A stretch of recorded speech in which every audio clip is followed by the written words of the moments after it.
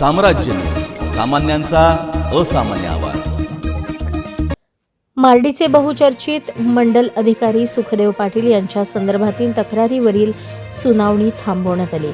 महापालिकेच्या आचारसंहितेचे कारण पुढे करत जिल्हाधिकारी कार्यालयाने ती पुढे ढकलली. यामुळे मार्डी परिसरातील तक्रारदार ग्रामस्थांना आल्यापावली परत फिरावे लागले. जिल्हाधिकारी मंगळवारी कार्यालयात मंडल अधिकारी सुखदेव पाटील यांच्या संदर्भात दाखल झालेल्या तक्रारीबाबत सुनावणी होती. जिल्हा परिषदेचे माजी अध्यक्ष बळीराम साठे यांनी या संदर्भात तक्रार दाखल केली होती. मंडल अधिकारी सुखदेव पाटील हे ग्रामस्थांची विनाकारण अडवणूक करतात, निराधार गरजू ग्रामस्थांच्या अर्जावर सह्या करण्यास टाळाटाळ करतात. त्याचबरोबर लोकप्रतिनिधींना प्रतिसाद देत नाहीत, कार्यालयीन कामासाठी पैसे मागतात, अशी गंभीर तक्रार साठे यांनी केली होती.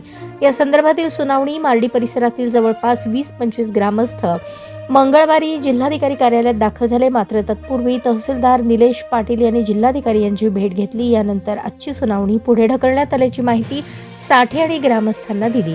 सध्या महानगरपालिकेची आचारसंहिता सुरू असल्याने ही बैठक घेता येणार नाही, अशी भूमिका जिल्हाधिकारी कार्यालयातील प्रशासनाने घेतली. यानंतर साठे यांनी थेट जिल्हाधिकारी यांची भेट घेतली. मंडळ अधिकाऱ्यांचे काम आणि वर्तणुकीबाबत असणाऱ्या तीव्र भावना सांगितल्या.